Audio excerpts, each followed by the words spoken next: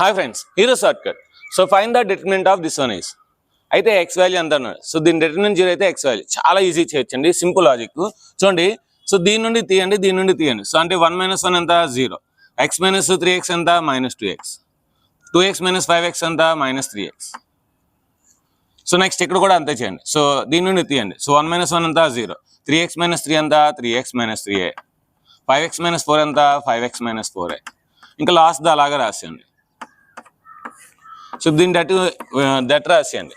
So 1 × 0 ఈ కాలం మనం eliminate చేస్తే ఏమవుద్ది, 5x × 4, 5x × -4 × -2x మైనస్, ఇప్పుడు ఈ రెండు మైనస్ ఇంటూ మైనస్ ప్లస్ అవుద్ది, 3x × 3x - 3 is equal to 0.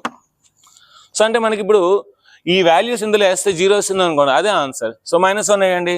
So -5 - 4 -9. So minus into minus +2 అంటే 8 -18 అవుతుంది. ఇక్కడ చూడండి. సో -3 × +, -3 × -6 -3 -6. సో ఇక్కడ మనకి 9 × 2 = 18 అవుతుంది. ఇక్కడ -18 minus into minus plus 3 6 = 18. So 18 cancel.